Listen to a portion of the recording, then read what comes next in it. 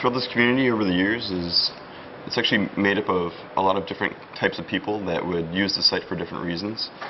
There may be just a simple consumer that wants to go there and buy new shirts. There's a ton of variety, so whatever particular quirky kind of thing you want, they generally have something.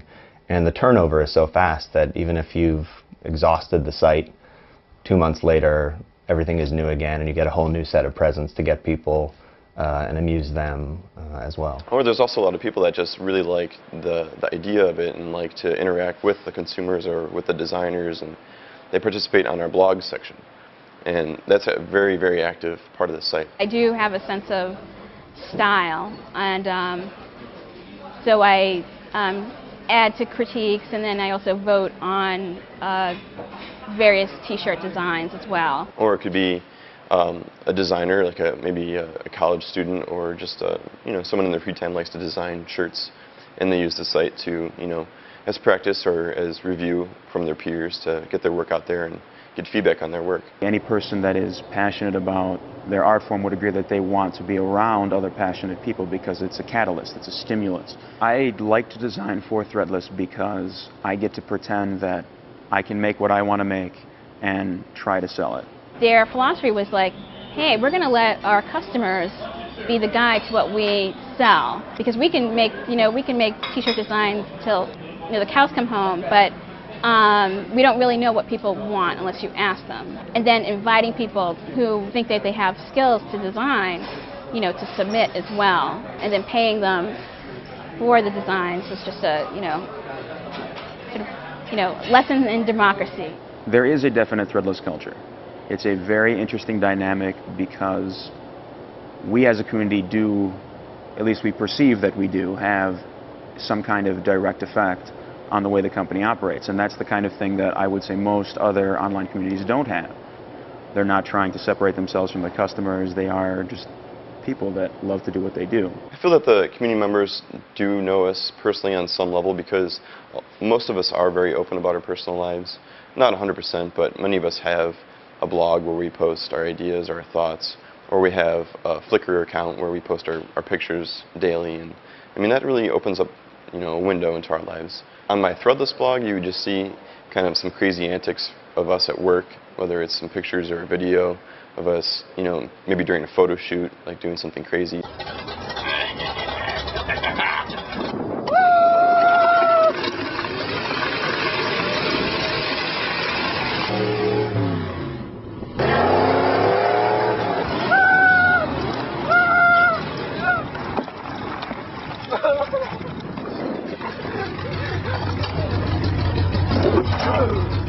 If you're asking people to participate in your business, which is going to make them have this sense of ownership, in any relationship, you don't want to have, any sense of mystery is people are going to think the worst. Since the core of our business is so unique, it affects every decision we make too. We can't make a decision without thinking about what the ramifications are with our community. Something as simple as how do we approach this, somebody stealing our design? What is the community going to think of that?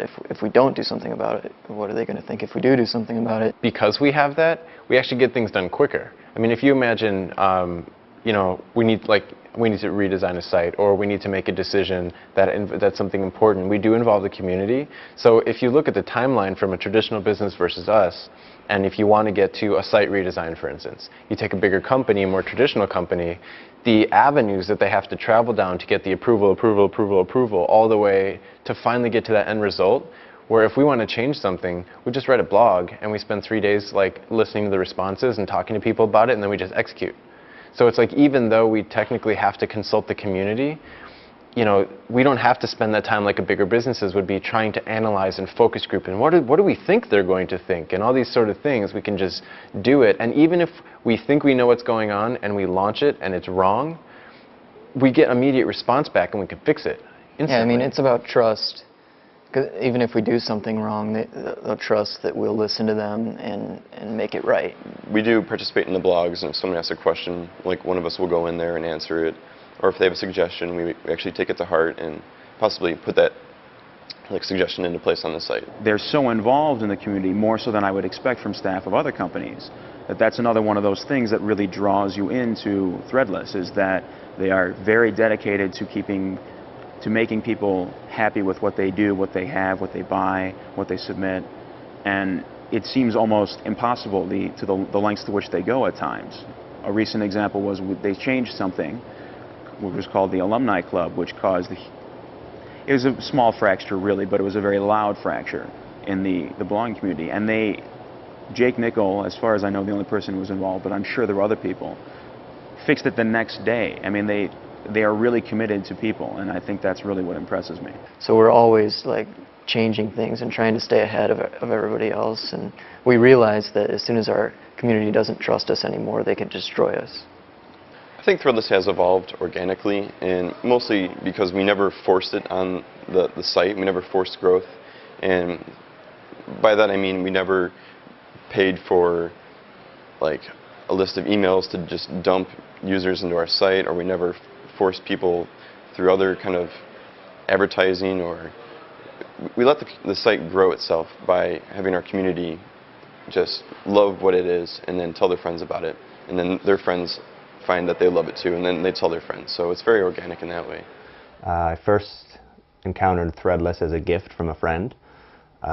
It was the shirt with the, it's a little pig going into a hot dog, and then there's a little clown going into a little popsicle. So I was hooked right off the bat, so I started getting them as presents for other people.